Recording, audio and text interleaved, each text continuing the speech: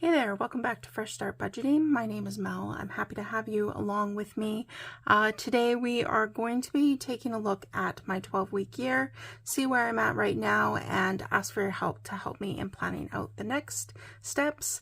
I'm going to apologize for the state of my hands. They're all kinds of chewed up today, and I'm sorry that you have to look at them, but let's get started. There is a systematic approach created by Brian Moran in kind of taking a look at your overall large-scale vision and goals, breaking them down into smaller pieces defined within 12 weeks, and then identifying what needed to happen each week to be able to attain those objectives.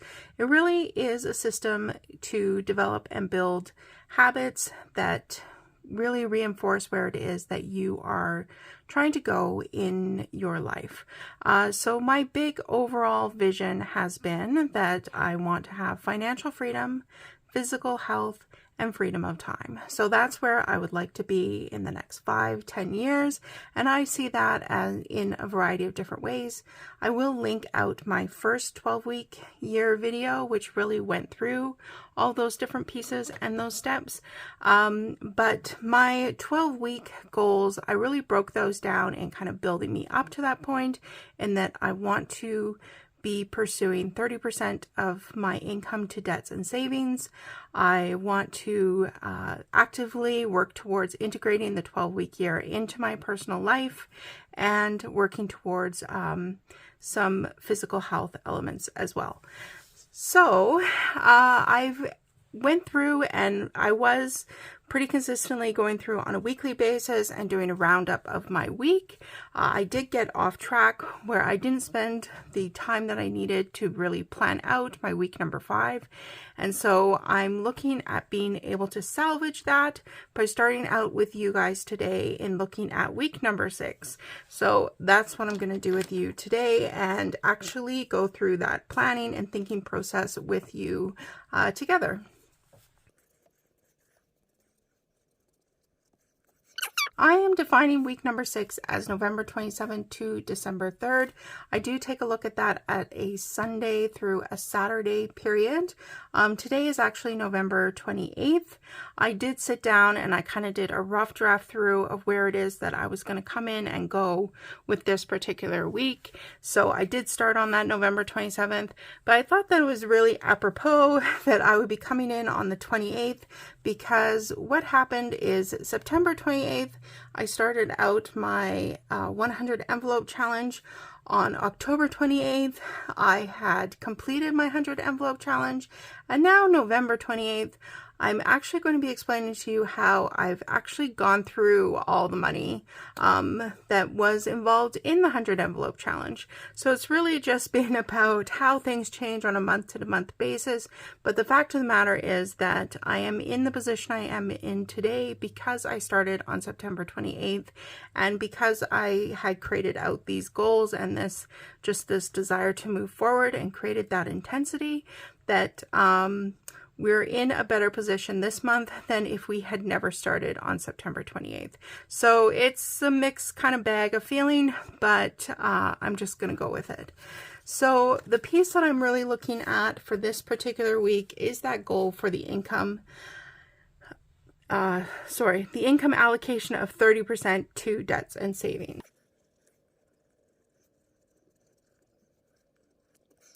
This was a pretty lofty goal when I set it back in mid-October, and I totally recognize that. I did need that kind of intensity and that push of really having a high number there to push me to continue to really pursue these goals. I need that kind of challenge in order to be able to keep my focus going. So I don't regret making that goal at all, and I'm still taking the necessary steps to be able to get there. Some of those steps are making sure that I'm meal prepping on a weekly basis, so that supports me having no spending while I'm working in the office. So I'm not going out to buy lunch or coffees or snacks or anything else like that. And also breaking down our spending into really focusing the spending portion being my employment income, and we do have 2 other incomes that comes from my partner's disability payments, and those 2 incomes have been allocated for debts and savings specifically rather than any kind of month-to-month spending. So that kind of gives you a little bit of an idea of where it is that I am coming from. But I do need to share with you kind of with that 100 envelope challenge what we had planned to do and where I am today because of the emergency that we had last week. So my 100 envelope challenge, we ended up with over $5,050, but I had allocated specifically $5,050, and I put some other money towards some more immediate things that we needed, or actually just kind of wanted, a little bit towards clothing funds, a little bit towards some frivolous spending for my kids, things like that. So with the $5,050, we put $1,350 towards my emergency fund. We put $500 towards a fund that I called Winter is Coming, and that is just, the intention of that was really just as a buffer fund specific for winter, because I know that winter often costs us more than other times of the year because of increased cost of fuel, because of extra heating, because of added transportation costs, things like that. Then I also had $1,000 put towards Christmas. I had $1,000 that I put towards 1 month ahead for my bills specifically. And then I had $1,200 that I had allocated towards a debt payment. Okay, so what happened last week is our furnace broke down, and we had to make it a high priority that it was fixed. So we did have somebody come in. Luckily, they were able to do some work towards fixing it. That work included like completely replacing out the motor, fixing some different wiring problems that were happening. There was a whole array of things. So it actually ended up costing us $3,500. So it's a pretty high cost. It's definitely higher than I thought fixing a furnace would be. We did talk a little bit about replacing the furnace completely, but they estimated those things out anywhere between $8,000 to $15,000. Because of the age of our furnace and when the house was built, they were saying that it was probably going to be on the higher side of that because they would need to make a bunch of changes because of building code changes and things like that. It's not ideal to do this during the winter, and so we went first with trying to get it fixed, and the fact they were able to get it fixed was great, but we don't really have a guarantee on that, that's going to last 1 season, 2 seasons, it could last another 4 seasons, but we do need to plan out that we're going to have to replace that furnace. And so I think that we're going to have to put away about $10,000 so that we're in a better place to be able to handle that kind of thing and hopefully get it done in the summer or fall time rather than having to deal with it during a winter crisis, because that doesn't make me feel good. So to pay this $3,500, we actually, let's stop there. Let's take a look at this. Things that have already happened. I have already sent $1,200 to debt, so that was already gone. We had taken $690 and put it to 1 month ahead bills.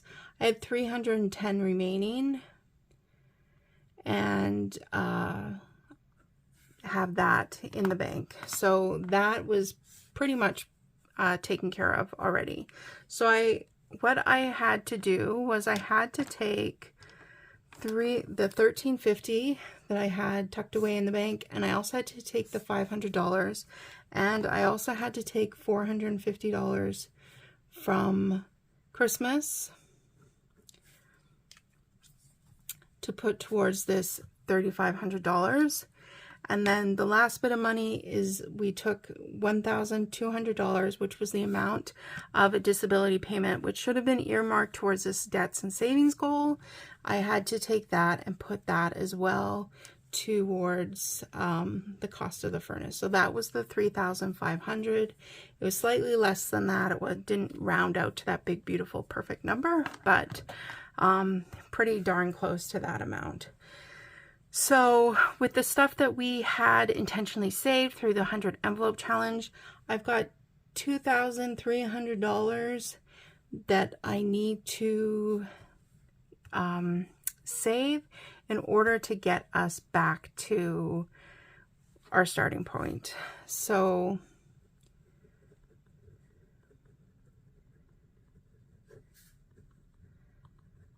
I had gone through a couple weeks ago and kind of just taken out where I was going to be putting my savings over the next couple of months to get me to this 30%.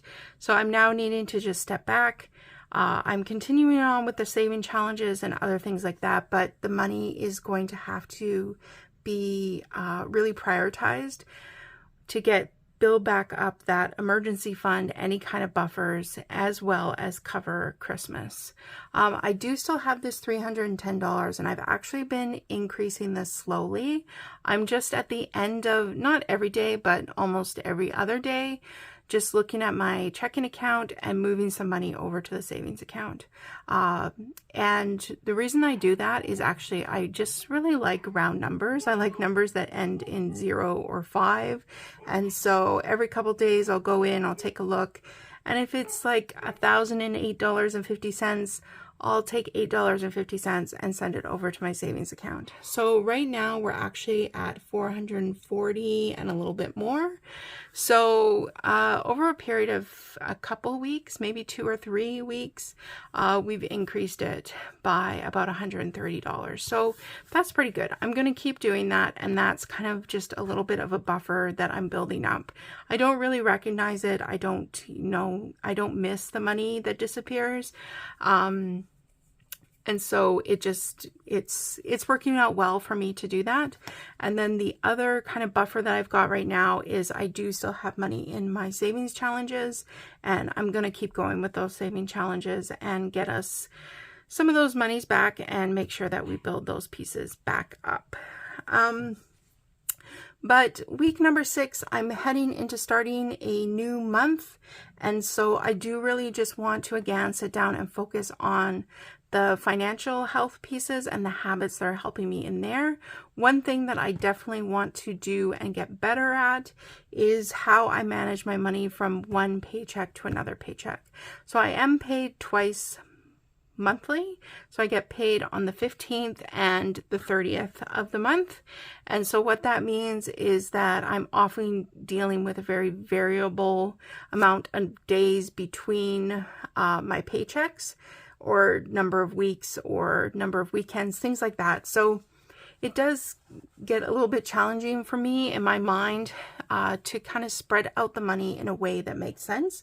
And I think for this month, I'm going to kind of help align my income to how I'm dealing with my 12-week year. So from the Sunday to Saturday. So that's how I'm approaching this in my mind. So just to get me started here, I've got income number 2. Well, number 2 in my world is my employment income, and that comes in on November 30th. Okay.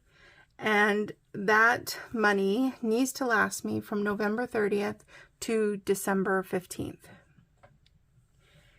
So if I take a look at breaking that out into manageable chunks and looking at those as weeks, November 30th is a Wednesday, but I'm going to call week number 1 of this pay period is going to be November 30th to the Saturday, which is going to be December 3rd. Okay, so that I can kind of get myself into that weekly rotation of thinking. So even though it's only a few days, it is going to be a pretty heavy week in terms of what my spending is, because it's at the very beginning that I pay all the bills and I deal with any kind of mandatory debt payments. I don't wait until the day that the bill is actually due. I just get it out of my checking account as soon as my income comes in, because I don't want to be tempted for that money to go anywhere else other than to the bills that it needs to go to. So in this first week, I'm going to be needing $1,000 for my bills. Okay. And my debt payments also go out, my mandatory debt payments, and that's $864. Groceries, this is only going to be a few days. And so, you know, it's possible that I'll go shopping on that Saturday, but I don't need to buy a lot. So I'm going to put $150 towards my groceries. My pets, my dogs are going to need dog food, and it costs me more than my groceries. Let's just sit and recognize that for a minute. My dogs are eating very well. It costs $160. Subscriptions, I'm gonna over budget for this one, and I'm gonna say $40. I can't remember exactly what comes out in those first few days. And then transportation, I am gonna need to get my bus tickets will be due again, so I'm going to go ahead and put $50 towards that. So if we go ahead and we add this up,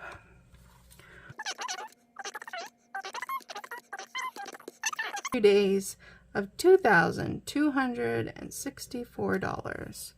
So I didn't even put what it is that I'm earning.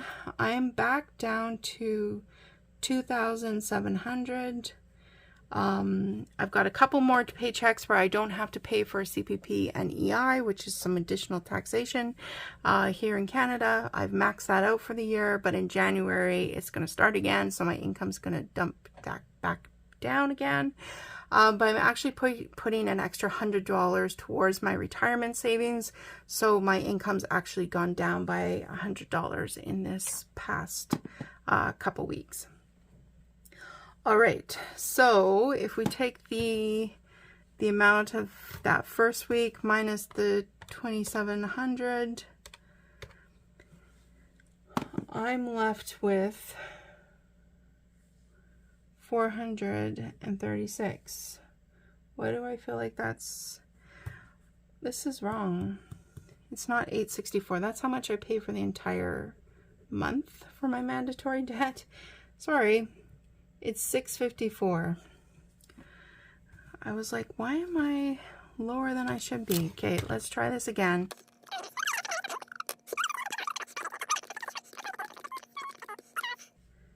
$2,054. So my rollover, $646. That's a little bit better. Okay. So that leaves me with $646 to follow through into the next week. I'm calling week number 2 is going to be December 4th to the 10th.